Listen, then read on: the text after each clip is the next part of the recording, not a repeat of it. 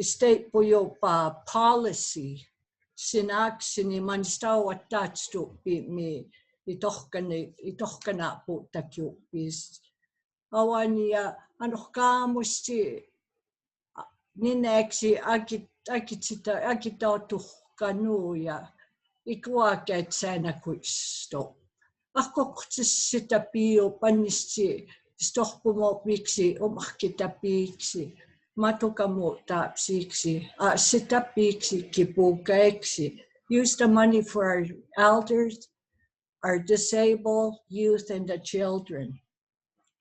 Joanne, Jakoka, and Kitomata Pochimo Panni Manistsana Stopi, Akokitawaki, Awakino, Chipakitsupoya, Kuskinu, Manistasana Stopi, Jakakochtu. In the long run, it's worth it. Joanne akste puyop anok ikuksana pi manistohkoyopi anok ekakesko kwa psuki matitastikaniksim stopan akoktsitapiop nitsitapi ispitskits pannemaktasaposi kimmapi pitsini espomutiok eitomanistaput ja ennen motio no ennen ma kitomaksiminnaaniksi käsimhku kamuta puutaksini kina pitapisini annissakortorsapo pakkitsiika kitomanisiika kimo akkitohkitumatapaatstu no käänneskahkum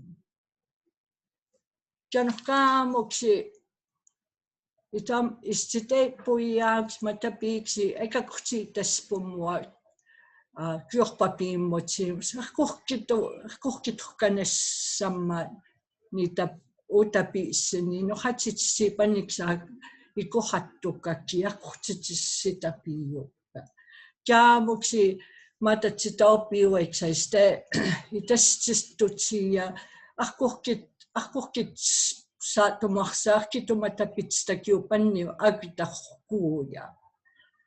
Off reserve members start programs for them so that they can create employment for them, but also they'll have a place to go to.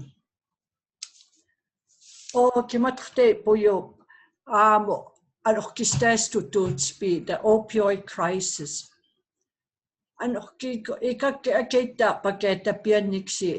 Istokapsia. Oksakohkanispomuaweiksa stepuyo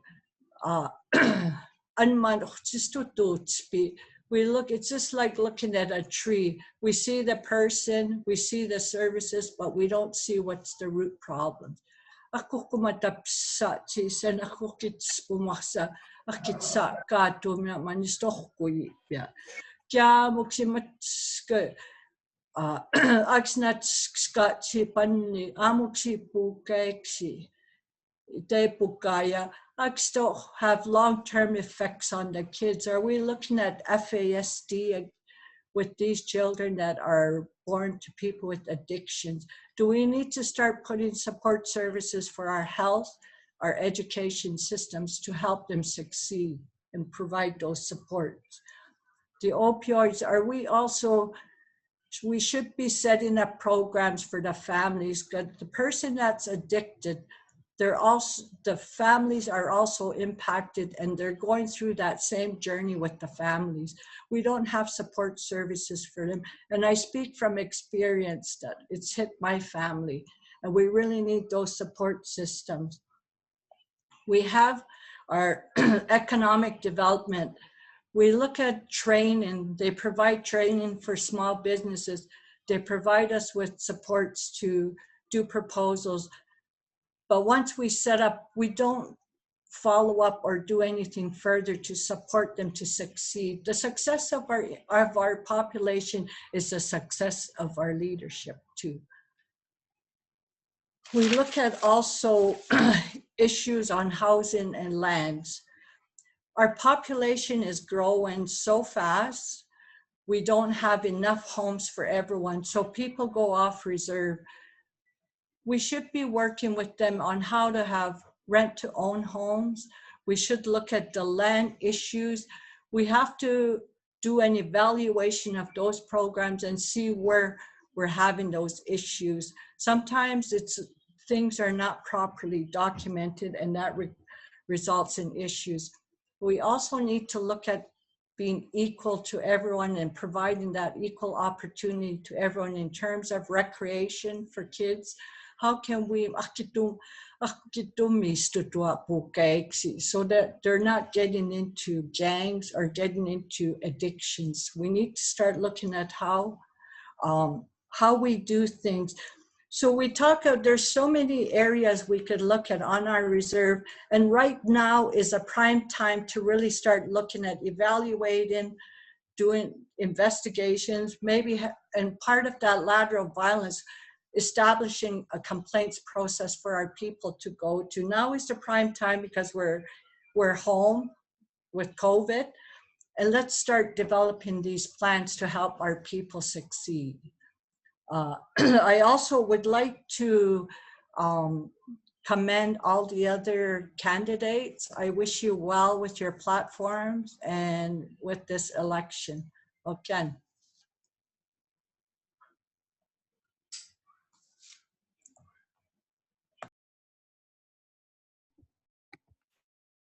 Okay, thank you very much, Teresa May. So the next candidate that we have is Leeann Healy Johnson, who will be running for the position of chief. So Leeann, if you could introduce yourself and then present your platform. Thank you. Okay. Kana and okay.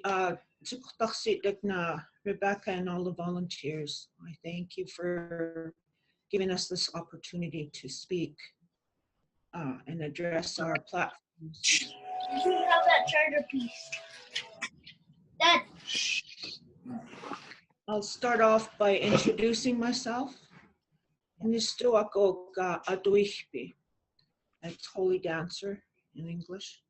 My name is Leeann Healy Johnson. Nitutut tapianiksi agax max. I have 6 siblings, and I work as an RN at present. I have 30 years experience as an RN. 20 years this year I've worked for Alberta Health Services. And I've worked in many different areas in healthcare. My first employment was with Chinook Health, which is Alberta Health Services now. I worked in long-term care. I worked 10 years in emergency in Cardston. I worked in med-surg, and I even delivered a few babies.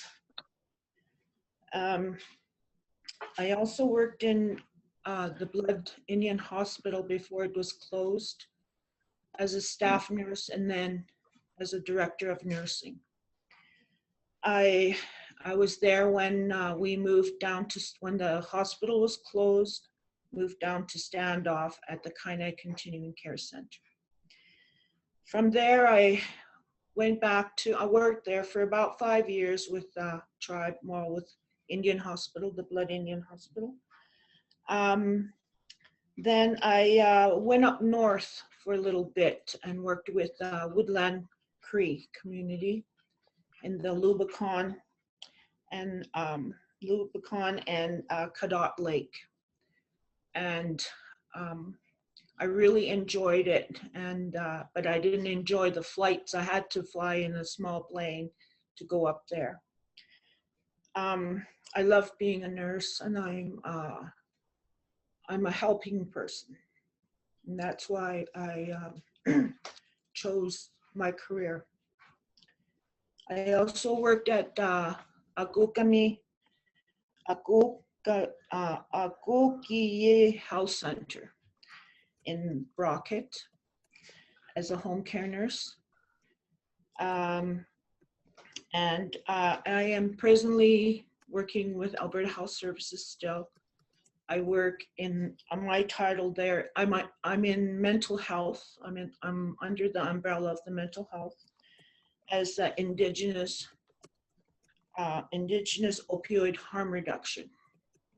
So I currently work in addictions, and it's sad to say in our clinic in Cardston that it's about 97% of First Nation people attend that clinic, and the other remaining are non-Native. So, so anyway, I have a vast experience in healthcare, and I have worked in diabetes as well, with chronic at the public health or in Kainai. And I've worked in home care, mental health now, and I even worked at the Kainai Board of Education as a health promotion with the school, with all the schools. I've also inspired, and I also worked in population health while I worked with Alberta Health Services, and I inspired a cookbook.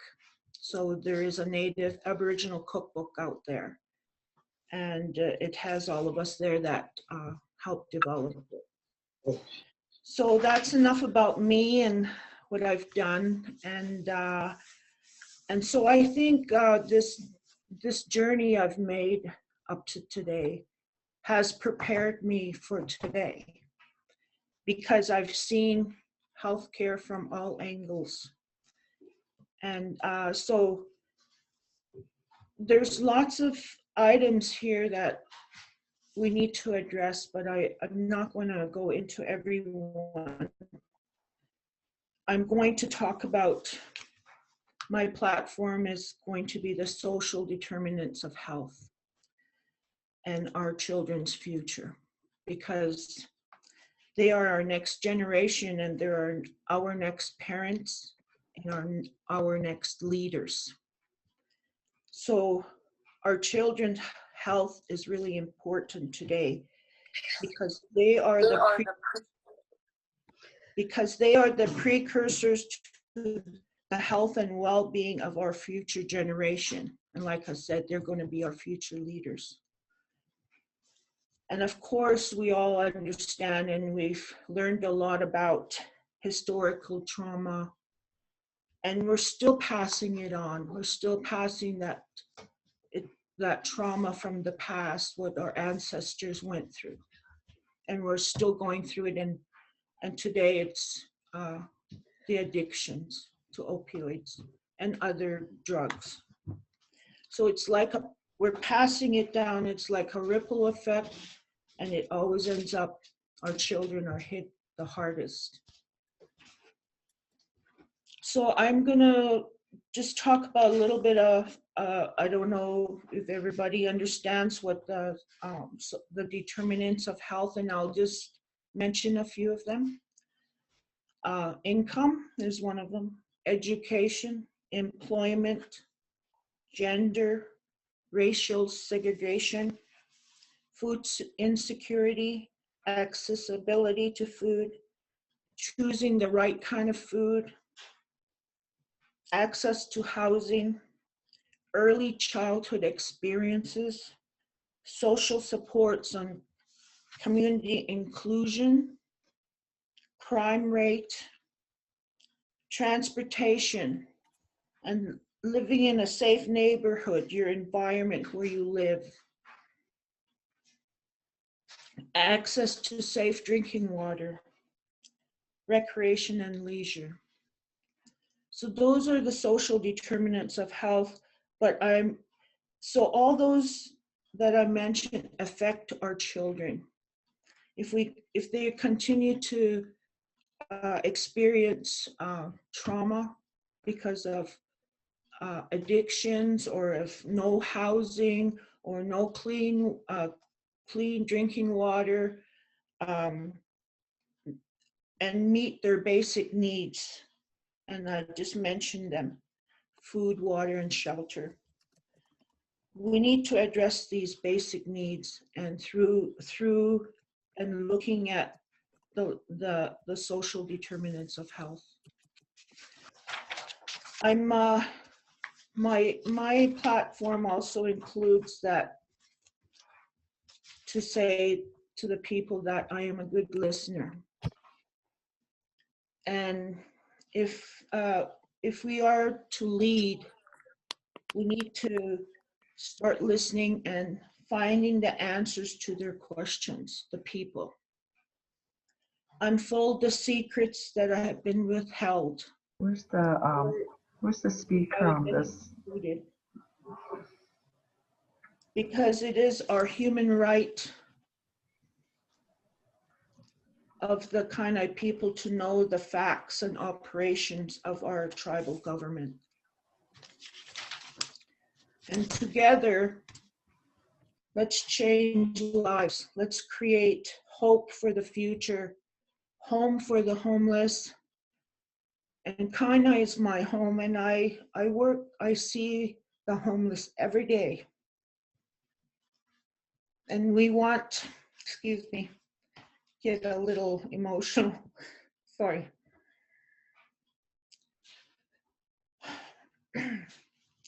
I want us to have a vision, the potential for a better future. Now is the time.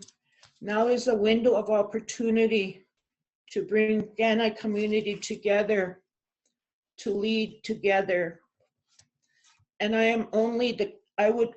we are only the catalysts to lead our people. So we need their help, and we need to listen.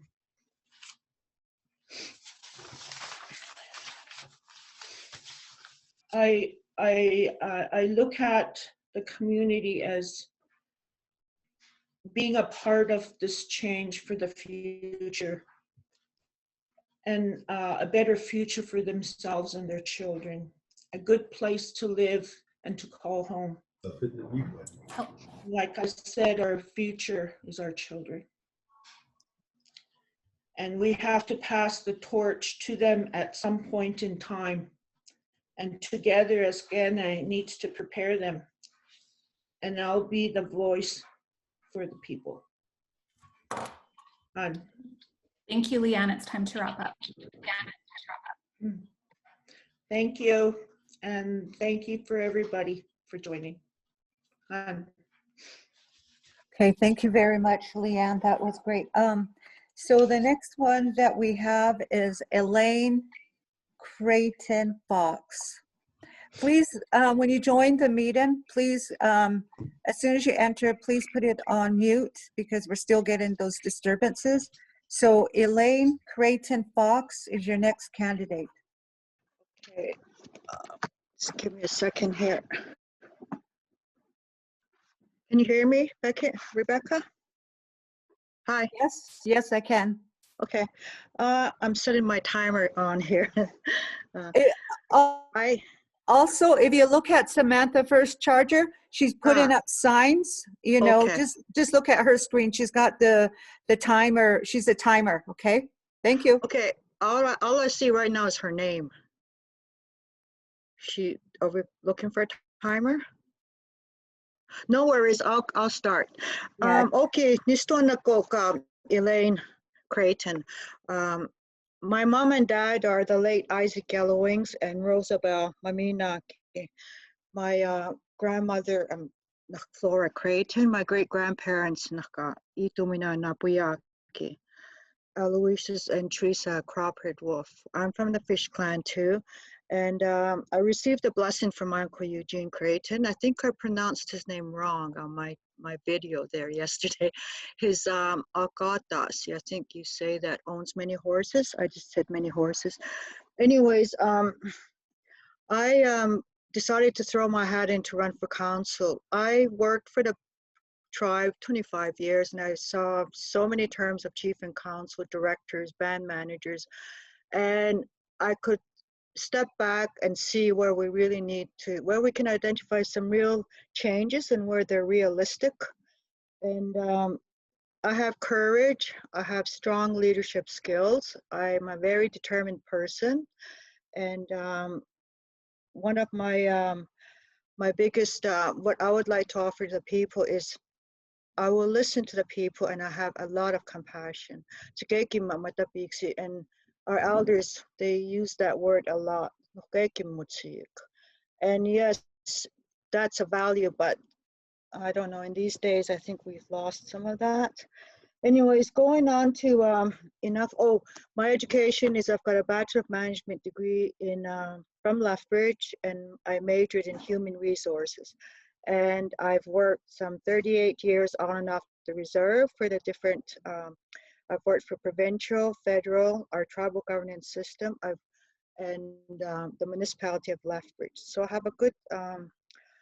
have good knowledge about working with these government officials, and I feel the key to that is that knowledge is speaking up and communicating and speaking with clarity when we go to the negotiating table. We really need to negotiate with the funders, but not only that, we need to get back to self-sufficiency and not just depend on band, capital, and revenue funds. We need to go and be our own business. We need to promote small business. So I've heard some of that my fellow candidates talk about the determinants of health. We all know our history. We have a shared colonization history, and we are seeing the effects of it now, especially with our multi-generational population. Even my daughter commented one day, "Mom, it's not my fault that I don't know the language and the culture." And yeah, that's right. And that's why I feel a lot of our young people are lost. And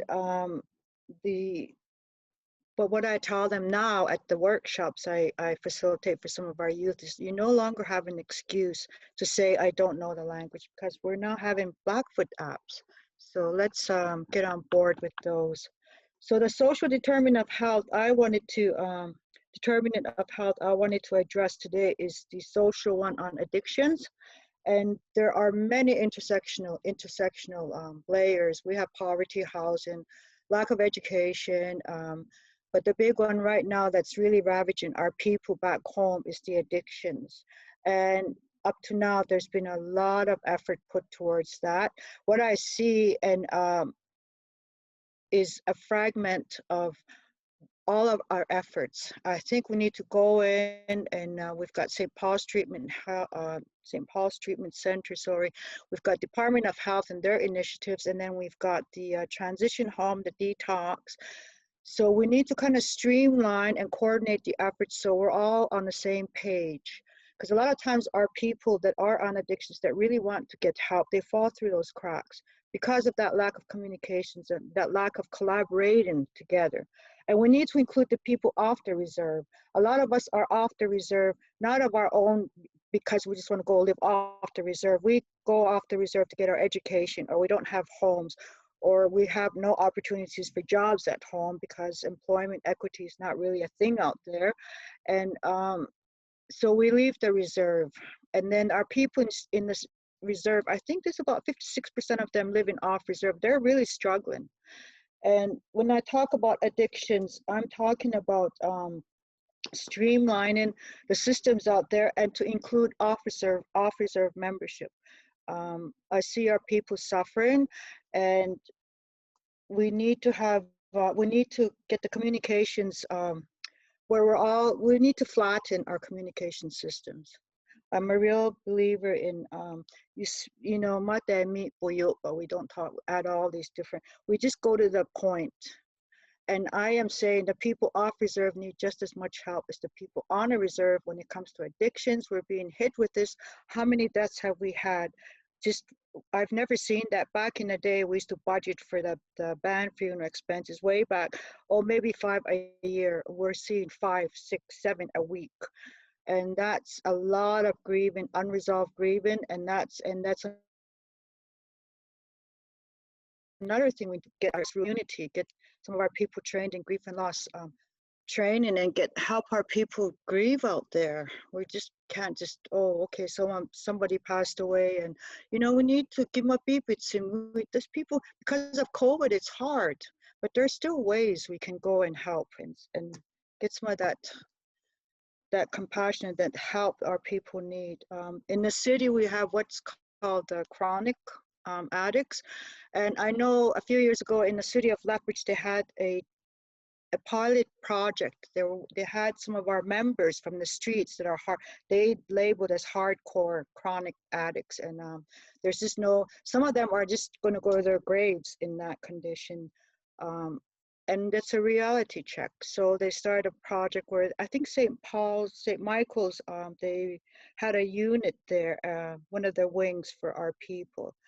And it was a project where they got to go stay there, and they would, to ease the withdrawals, they would ease them off, and they got to have a glass of wine. And I went to tour that place, and you know how humorous our people are.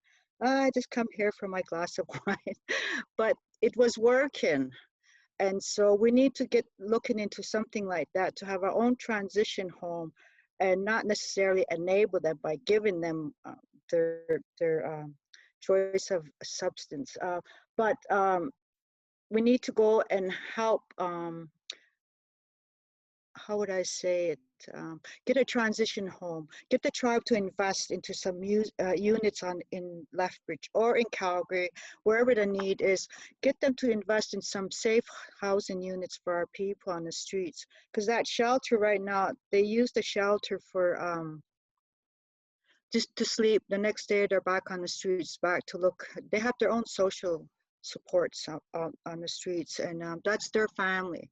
And I was thinking one of the ways we could address some of the addictions, we got to be creative. When we come to this, if we had a transition home in the city built for our people on the streets, and then get intervention from back home, come and bring their families, bring our elders, and like we talked to them, and I mean, at least we can try. Some will go back out, some will listen. So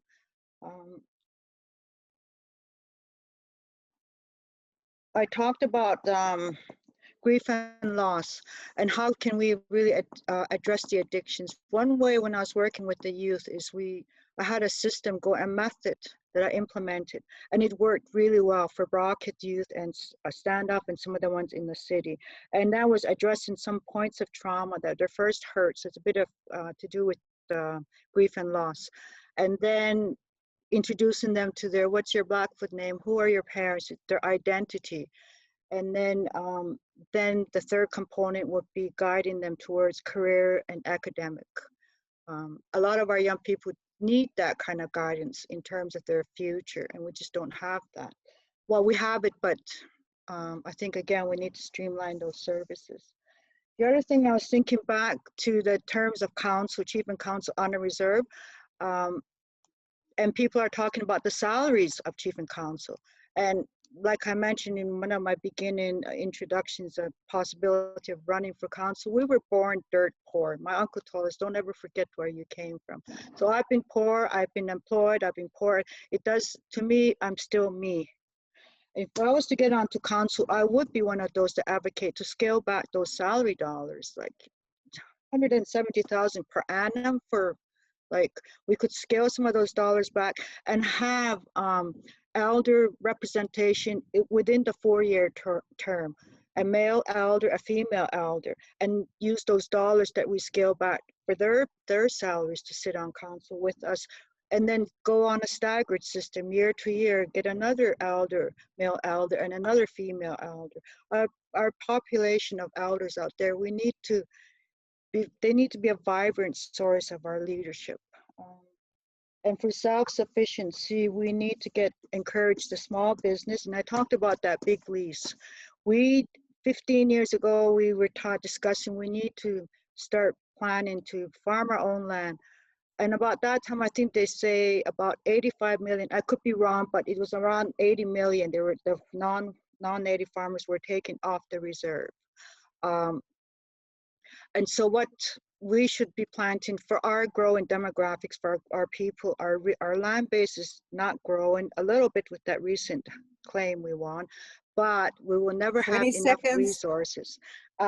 So with that, we need to think about farming our own lands in the future. And then in conclusion, I think we need to have some teamwork, and then if there's changes going to be made, no more fear-based management, no more fear-based leadership. And I commend you, Rebecca, and your help, the people that helped put this on together. And I do wish all of them, the candidates that are running, good luck. And again, thank you. Thank you, Elaine. Ah, So, and by the way, this has been recorded for YouTube video. You know, very great ideas. I'm sitting here and I'm shaking my head. Yeah, yeah. And then I look around, I'm sitting here by myself, you know, and no one to interact with. But yeah, okay. So really good ideas are coming up. And I know that there's some strong Blackfoot women, and Blackfoot women are strong, you know, and we can do this. We need them in those positions. Okay, so the next one is Tania Plume. Tania, please introduce yourself, and all candidates, just remember that you're all being recorded. Okay, thank you.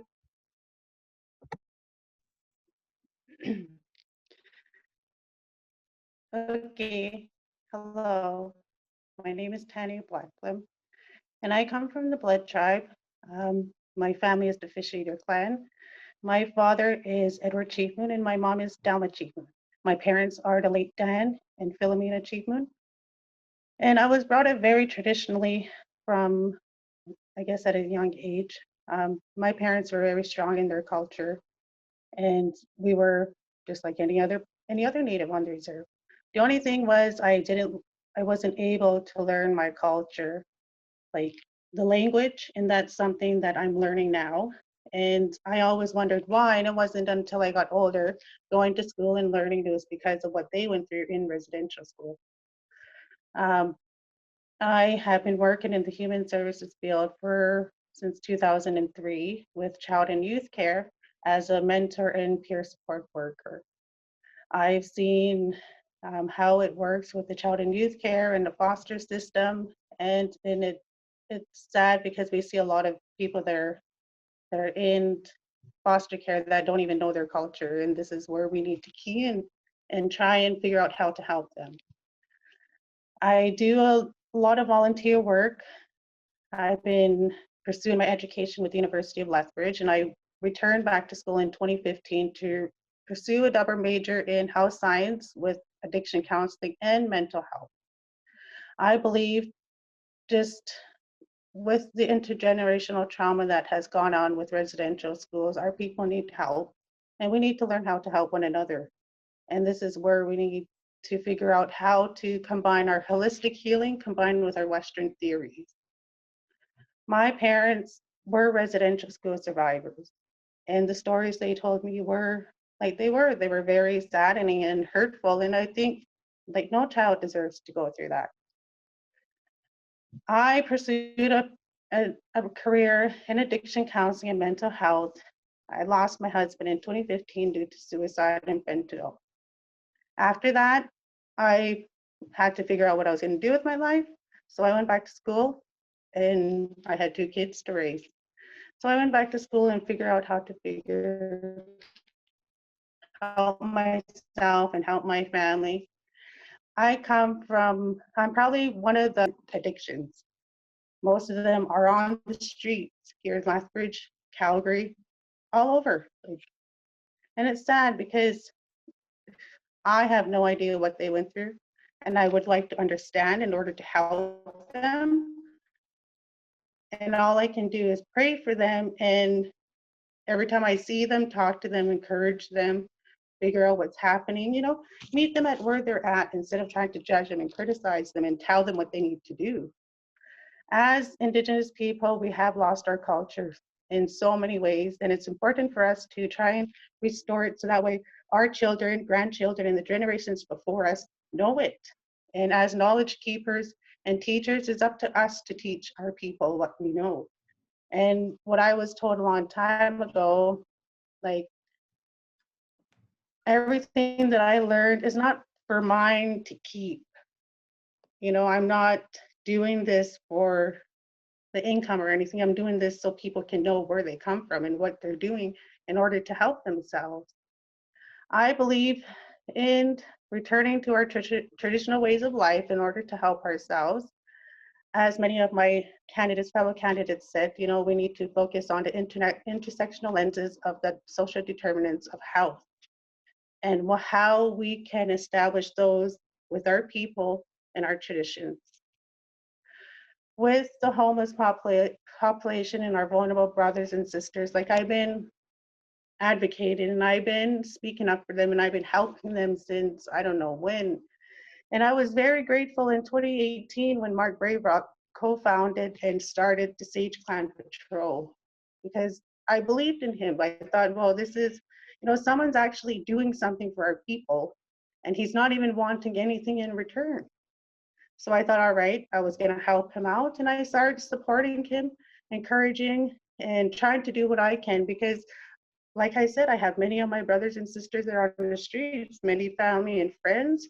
So how can us as people go to them and help them? You know, it's up to us to bring our people back home. Long time ago, before colonization, we had our own way of governing, justice system, healthcare system, you know, childcare and all of that. And all of that was wiped out when residential school came. So now how can we bring those traditions back to our people in order to make us strong? Because I know Western theories and colonizations, yeah, they're good, but so are our traditions, and that's where we need to key in. Many children don't know where they come from, and that's what's sad. I started working and being a foster parent in 2018. Well, probably before that, but I started working in the foster system in 2018. And when I started working in the foster system, I started learning. I was one of the many few that was a foster parent. There is so many of our kids from the reserve that are in non-native foster homes. They do not know their culture. They do not know where they come from. And this is where the problem lies, because when they turn 18, those foster families push them out. They expect them to go and figure it out for themselves, but how? With no support. And as Nitsitabees, as people, we're supposed to help one another to actually say, hey, you know, you're not forgotten and we're family. Like, I know my brother was a severe alcoholic, and I look at him and he didn't even move out until my mom passed away. You know, and that's how much of a nurturer she was to her child. Even though like I wouldn't agree with it, like I moved out at a young age, but that's how our people were. They always took care of one another and looked out for one another, and you know, we figured it out as a group, as a community. And as coming from like my own traditions, my own culture, like I'm trying to teach my children what I know, and so then that way they can figure out, you know, how to help themselves as individuals, because I know all of us, what our main focus on is addiction counseling, mental health. So how do we help our people? And then they're not going to be stigmatized for asking for help, for wanting for help, because a lot of people have that biased stereotype where getting help or even trying to access resources, you know, is a shameful thing when it's not applied. And I think as an individual, if, you know, I don't think we should be looking for outside help when we have a lot of qualified, educated professionals that can assist us. There's psychologists, there's doctors, there's nurses. All of these people that are Nitsitabees, we can work together and figure out a plan how to move forward. Instead of, okay, we're going to contract an outside registered nurse, we're going to contract an outside psychologist, when we have Nitsitabees and our Native people that went to school for this all their life. And they probably know more about our traditions than the Western theory. So this is where I come in. Like I've been off of the reserve for 5 years now. Like I lived on the reserve all my life. But after my husband passed away, you know, I was very stigmatized because of his death. He committed suicide. And nobody knows how to do that but blame other people. And I understand that. That's hurt. Hurt people hurt people. But how do we overcome that and help ourselves and help others in order for them to be, successful members to themselves and their families. So with my platform or whatever I want to, I don't make any promises, but I want to try and figure out how we can work together, disabilities, culture, economic, and growth. But I am here to listen, and I am here to work for the people, and I'm here to work for you. And what I can bring to the table with my experience in education, I worked in the mental health field for quite some time.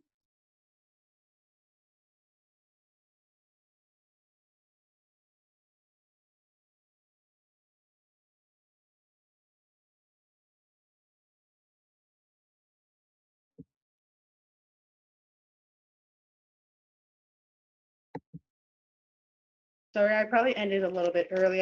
I was seeing your signs, but if you guys have any questions, just let me know. Feel free to contact me. Like, I'm an open book. Thank you. Okay, thank you very much, Tania.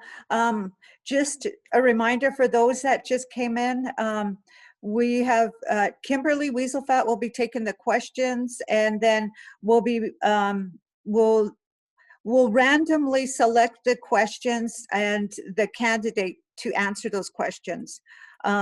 So, and this is a way for us to look at the communication skills of the candidates, and how much they know about those social issues, and a way for us to put them on the spot. Sorry, candidates, but yeah. Okay, can I get the candidates to keep their cameras on at all times, because we want to know who you are, and a lot of people do not know who you are. So if you can keep your cameras on, that'll be great. Okay, all right. And then on FYI, we're still recording this for YouTube, and so the next one that we have is Robin Little Bear. Robin, are you in the building? Yes. Okay. Okay. Okay. So Robin, please introduce yourself, and then you can deliver your platform. Okay. Good afternoon, everybody. Okay. Nisto Anakok Soyikayaki. My English name, Robin Little Bear. My parents are Gary and Vivian Little Bear. My grandparents are Ruth and Ed Little Bear. My mom's side, Genevieve and Pete Bruised are my grandparents. I'm married. I have 2 children and my first grandbaby. I'm the oldest of 4 siblings. That's about my family. I finished high school. Well, I lived on the reserve all my life, grew up in the rural area, Farm 4 area, went to school in Cardston, St. Mary's, and then I went off to university in Edmonton at the University of Alberta. I completed my degree there. I came home. My kids were really young then, raised them primarily off the reserve. Housing is not always available, so primarily off the reserve, Cardston and Lethbridge. And my job, both my husband, when we came back from school, we both went to school, came back. We both worked for the tribe.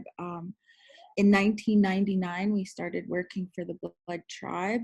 About 2008, I left my job with the tribe and I went to work at Lethbridge College for 4 years. In my 4th year, I decided to run for council. I won by a coin toss, and there ended up being a by-election, which I didn't win.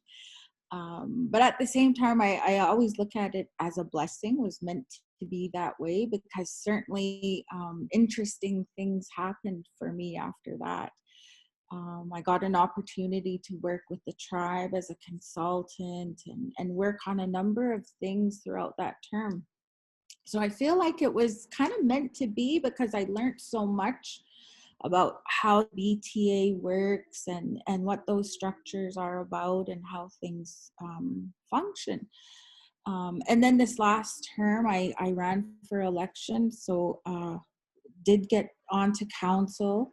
These past 4 years, I've sat on the economic development pillar, which put me on 3 committees, B-Test, which is Blood Tribe Employment and Skills Training, economic development, and Blood Tribe land management. I was also appointed to finance committee, communications and IT committee. More recently, we've started a comprehensive community plan process, so I was part of that planning committee. And I'm also the council rep for Community Futures Treaty 7. A couple of other things I've gotten involved in is an amazing group of women, the Blackfoot Women's Council, which is housed in Upagostin. That's a volunteer thing. It's been lots of fun. So I really appreciate this ladies forum and really thank Rebecca and the volunteers for putting this together. I think it's awesome. I'd like to talk about that project later. We've started something new and it just came out the other day. It's an online shopping store for our crafters and our women. So really proud of that. The last, I guess, volunteer, it's not really volunteer because it is part of my duties, but I'm not actually appointed to this group, and it's the National Indian Education Council. I kind of put it out there because I'm just an observer. I'm not appointed to that. I'm not an Alberta rep for that, but I do sit there because I sit on the Kainai Board of Education. I sit on Red Crow College Board of Governors, and I'm the bus co-op liaison. So all the education pieces are something that I've been working on for the last 4 years. So education has pretty much become, a huge priority for me in terms of many things. Strategic planning, funding is our biggest priority at this time. So that's a bit about myself. I know we don't have much time here. I wanted to just sort of share what kind of my vision statement is for the Blood Tribe. My vision statement is that we have a healthy, safe, and sustainable community while we respect, recognize, and follow Ganesini, Declaration of Our Elders. I think I've really come to learn a lot over the past 8 years, 4 years being on council, and then the previous 4 years working closely with them. When I first came to work for the tribe, I started in 1999 with Kainai Children's Services Corporation, and we ran the Kainai Government Agreement. It actually started off as a child welfare legislation initiative, and it grew. So we started going into areas such as justice, health and education were kind of sort of planned for future. And what it was is really looking at jurisdiction, lawmaking authority in these areas. So it was a tremendous learning experience. I sat at the negotiation table with the federal government and provincial government for 9 years, and we had to do a whole bunch of things around that. We had to draft laws, we had to draft funding agreements, we had to send in proposals to get funding for all the work that we did. It was in quarterly reporting. When I first started, our budget was under 100,000, and there was 2 of us. When I left, I know the staff would go up in the summertime because we would hire summer students, but I think the most we had in our department was about 12 staff, and then our budget had grown to $1.3 million. And a big portion of that was communications.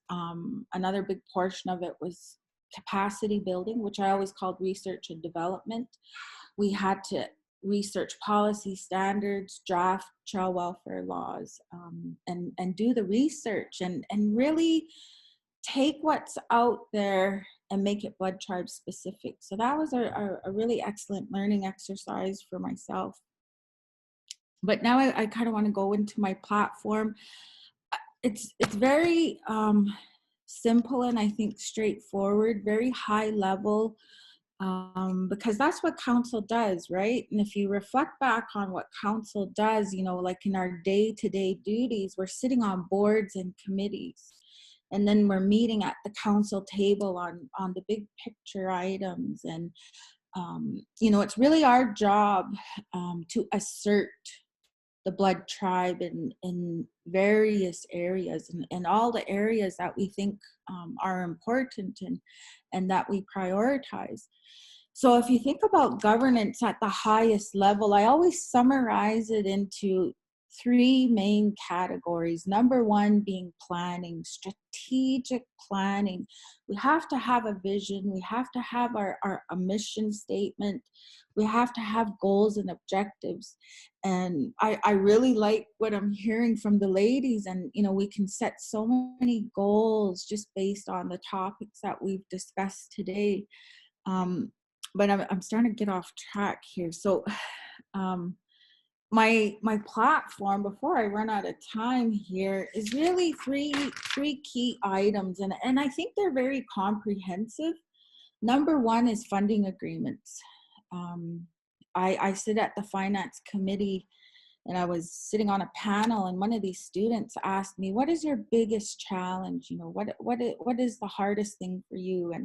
And I said, you know, the hardest thing for me is saying no to all these awesome projects that come up. And so we never have enough money, and funding agreements are so important. I'm really running out of time here. The next one is our comprehensive community plan, and I really wanted to talk about that. Lastly is our communications and community engagement department. We have now reviewed that department. We've come up with a new model. We've implemented it just prior to COVID. So our new staff, you know, hit the ground running. Now they're finally getting some time to develop in that area. And certainly it's about transparency, right? Just quickly, I wanted to come back to the communications the comprehensive community plan. We've consulted over 100 people at this point in time. It's really a phased planning project. I think one of the key things for me is that it's a collaborative process, and it's really about, you know, bringing community together to be part of planning for the future. And as far as the capital and infrastructure pieces, we're looking out 50 years. You know, it's about time we have a solid plan that really looks out far enough, you know, so we can really plan. And it you know, certainly it helps us in funding applications. But the 5 key goals that came out of all our consultations, all our engagement sessions with the various target groups through the surveys, which I'm really proud of, and you know, they're consistent with what everybody says, and that's why I say they're very high level. I think you know, it's a good start for us, and we're going to move our administration. It's like moving a big ship and going down a direction. So the 5 goals are: number 1, improving self-sufficiency and prosperity of our community. That's number 1, our long-term goal. Number 2, strengthening community and our sense of pride. Building a healthy and resilient community, goal number 3. Number 4, ensuring a continuum of opportunity. Number 5, continue to indigenize our systems and processes. There's so much more detail I'd love to share about this, but I'm pretty sure I'm over time. I already saw Samantha's 20 seconds. Sorry, Robin, you are out of time. Okay, thanks. Thank you. Okay, thank you very much, Robin. And remember to I've had so many inboxes and messages that came through my Gmail, and those that submitted questions to me, please can you resubmit them to Kim? Kim is going to take care of the questions, and she will be the one to take care of them. And like I said, we're going to ask the candidates randomly the questions that you submitted. Okay. So the next one that we have, the next candidate is Joanne Lemieux. Is Joanne Lemieux in the building? I am. Can you hear me? Let me just get my face on there. Okay, so yeah, this is Okay, really there I interesting. am. Okay. Hi. Hi. So Joanne is our last one, last candidate on here. If any candidates that have shown up and would like to pay the registration fee, please let me know, inbox me, and I could include you. Okay. All right. So, okay, Joanne, please introduce yourself and your platform. Thank you. Okay, I guess the first question is, I'm kind of running behind time today. So how many minutes do we have? 10 minutes? 5?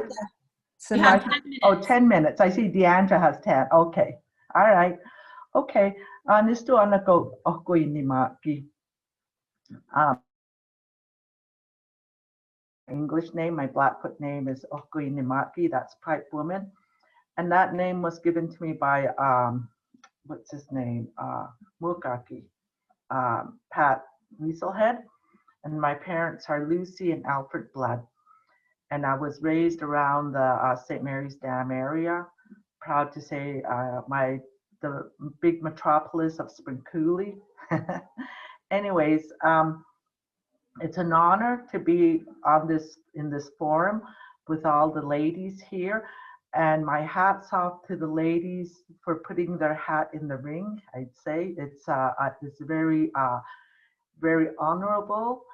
And to see young people in there too, Diandra, one of our young ones in there. And it's been an honor to serve the people of the Blood Tribe in the last 4 years. This was something that I guess I hadn't planned on. It was just, I had been working in the criminal justice field for so long that I was seeing all the social issues that were coming into the system as a result of unemployment and addictions and just a number of things. And so being in the courtroom, I just thought, I was wishing I could do more, and I figured, well, I got to go at the next level to see if I can do more to assist our people. And so I threw in my hat in 2016, and as a result, I was voted in, and it was a very learning 4 years, but also very, I really liked it because I found that in order to be on council, you need to be able to work together as a team. If you have good counselors, I mean, you know, it's a team approach. And with this council, I found that we were able to talk to one another, assist one another. Whenever we had questions and that, we could always go to the next council and ask them, I don't understand this, and then they were there to help us. And I think because of this this team approach, it's when you have a team approach, things can happen for positive things, but it doesn't happen fast enough, I find, in the governing system, especially with the present system that we have to work in, the governing system, which we would like to look at possibly in the next term, if possible, look at changing it, making changes to it to meet the 21st century. We need to look at the governing system as a separation of power, you know, judicial, political, business, you know. We need to find a model that's going to work for us going into the 21st century. And I know there was a model in place, and so maybe we can relook at that and see what kind of changes need to be made. Because in order for real changes to happen, I believe that we need to really look at that, is updating the system that's going to work for us. And like I said, I really enjoyed this term, and you need a leader that's going to, a chief that's going to lead the team positively and progressively into the next 4 years. And you know, and also being very professional too. And in all of this 4 years is just understanding all the various formulas for funding and how frustrating it can be too, because sometimes it's not happening fast enough. And I could understand where Robin is coming from, her being on finance, and how slow some of the monies are in coming in sometimes. But anyways, while I was on council, the boards that I was on was to begin with was the Kainai Transition Board, which is I'm the chairperson on that. And it was formerly the Kainai Community Corrections, where it was a correctional facility. And then up until about 4 or 5 years ago, was when the province cut the correctional center out, which was very unfair to our nation, because a lot of our people are incarcerated, and there's overrepresentation of our people within the judicial system. And that's big money, correctional services, the court system, and that there's a lot of money in that area. And I think this is where my expertise is in that area, because I feel like we need to be assisting our people that are in the judicial system. How do we help them, and how can we plug into more funding to assist our people that are caught up in the addictions, are caught up into the emotional well-being? We need to work on programs for wellness too, so our people can be well, so they don't get caught up in the justice system. But also what we've done at the Kainai Transition Center was that we have 3 probation officers. We have 3 reintegration workers. They work with the federal inmates coming out. We also have 2 court workers, and then on the other side, we've got the transition program, which works with the people with the addictions, and also the Job Ready program. That's helps the people get ready for jobs and trains them in the various areas. And then we've got networking with the Lethbridge, Fort Macleod, and Cardston area. And this helps the people get jobs and get trained up in these areas.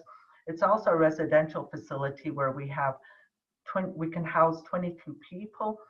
And there's also the career counseling. So that in turn helps our people that are battling the addictions, that they have a place to stay. I just need a drink of water. And then I guess the missing component in all of this is that a lot of our people are fighting addictions, and when they do overcome it, where do they go from there?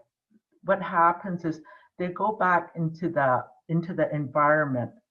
So I think this is another thing that we hopefully with the transition we can start looking at, is some kind of project housing to house some of the people, so they don't have to go back into the community until they're strong enough to stand up on their own while they're working. But there's a lot of room for improvement in that area. And I think a lot of times we need to start concentrating on some of the funding that's going off onto the northern communities, and the Métis get a lot of our funding. We need to bring that back to Sigate-Sidapi. We need to start asserting our Blackfoot territory. This is our territory. We need to show that we can take care of our own people, and we ought to be utilizing that funding. And I'll go into the other area where I'm on the board too, is with the Kainai Board of Education. I've just been on there about a little over a year. Education is kind of new. I've never really been in that area, but again, once you're on council, you know, you get into all these areas. It's like being a judge or a lawyer. You got to quickly learn all these things too. And it's very interesting. I like it. And I'm on the HR ad hoc committee and the National Indigenous Education Council, also along with Robin as an observer. And then the next one is on the Blood Tribe Police Commission, in which we hired our chief of police in the last 3 years. Kyle Meltontello, we hired him on as a Blackfoot chief of police. And this is something that we need to focus on too, is with our policing, we've had a lot of people from outside the community coming in to police our people. And I think we need to start grooming a lot of our own people to be at that level. Oh, I'm given 1 minute. Okay. Anyways, the next one I'm on is tribal government with the specific claims. Specific claims have been going on for a number of years. I can't believe how much Canada has stalled on a lot of these. They really push back a lot of our issues because some of these have been 20 years, 30 years. And finally, we're getting some headway into that. And then the latest one was with the cattle claim. I mean, not the cattle claim, the assets claim. There's still $125 million in trusts. You know, the interest that the distro was off the interest of that 125 million that's still in there. And any other, 20 seconds, but you guys, please, and all of you, I wish you the best of luck, and please re-elect Joanne. Thank you.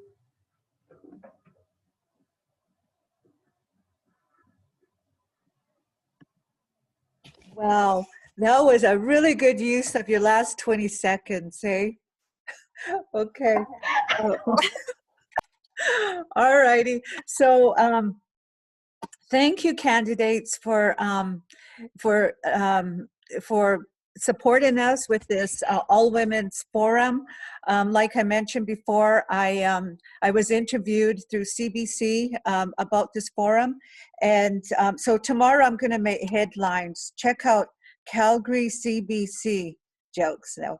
Okay, so we'll continue on with the agenda, and I'm encouraging the Blood Tribe members that are participating on here to submit your questions to Kimberly.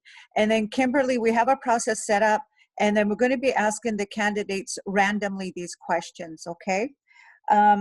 So now we'll go on to our entertainment. Maybe you guys can jump up and grab a coffee, a tea, or is Stephanie Brave Rock in the building? Yes, I'm here. Okay. Okay, so Stephanie is going to sing some round dance songs for us. You know, usually at a forum, you know, we have this kind of entertainment. And so get up and dance to those songs, you know, even if you're dancing by yourself in your room, you know, stretch your legs and enjoy the music. And so we'll get Stephanie. Stephanie, maybe just introduce yourself and just tell them, you know what you do, and you know, we know that you're a singer and drummer, so just give them a little bit of your background, okay? So the camera will be on Stephanie. Stephanie? Hi. Oh, there you are. Can you see Okay. me? Awesome. Yeah. Okay, Stephanie. Okay. So, okay, nistu ni Tania ko na tuig saki. Hello, my name is Stephanie Brave Rock or Crow Eagle. I am from the Blood Reserve, the Blood Tribe, and I am currently I'm a substitute at the Steski Southport Middle School, and I really enjoy it there. I'm also I take care of my grandmother, so I'm at home, and then so I go there and just praying for the COVID to go away and for school to go back, you know, to the way it was, because I really miss the students and the staff, and it feels really good to be there. And yes, I think school education is very important, and it's really awesome being here at home, but to be a part of this group, and very happy. I just wanted to say I really enjoyed listening to all the candidates, you know, all that are running for council and for chief. And I just wanted to wish you all good luck. And I really love all the women that are all going to be running and to make change for the women, for our community, for our youth and our elders. And that is very important. And for all the ones that are, you know, struggling with addictions. I pray for everybody, you know, to all be successful. And I wanted to say something about this new vice president, over in the States, and, she's making change in history. And I believe that all of the women, if we all stick together and really help each other, anything can happen. There's so many possibilities, and being positive, and that is the key, is being positive and spreading that through, I don't know, smiles, songs, your programs, everything that you guys want are to be successful for our community. I really think that's important. But I just wanted to share some songs for you.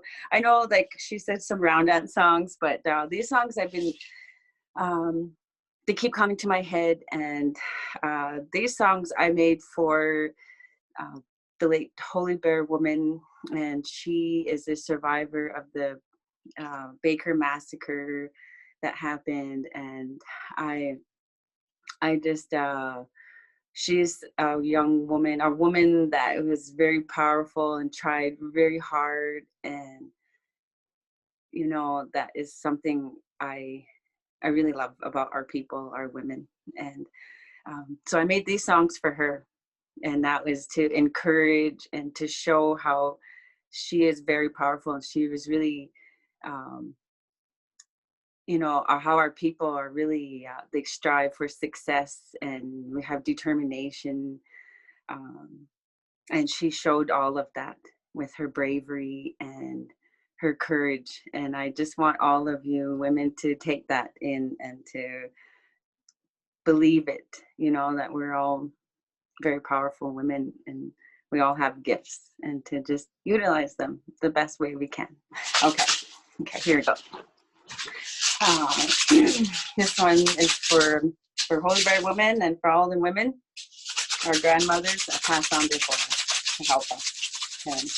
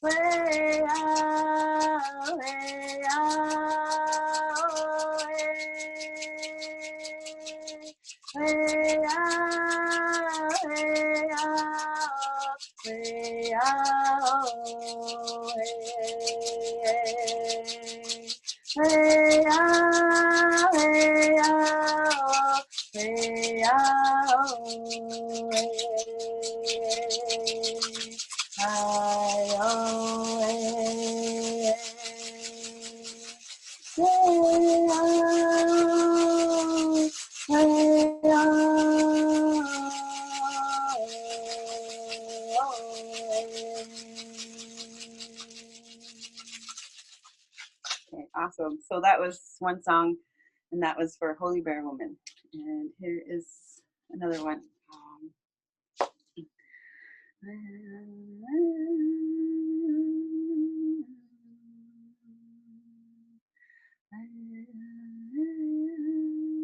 Okay.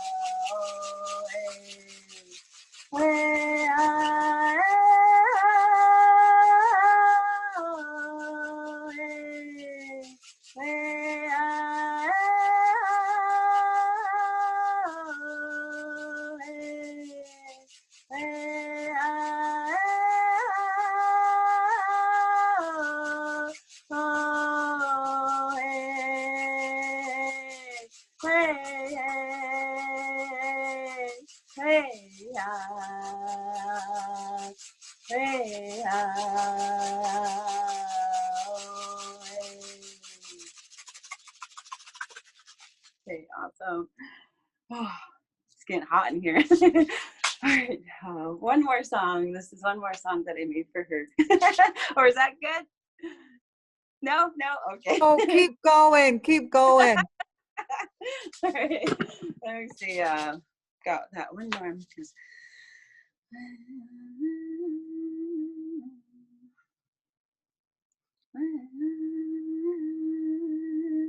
Okay, I got it.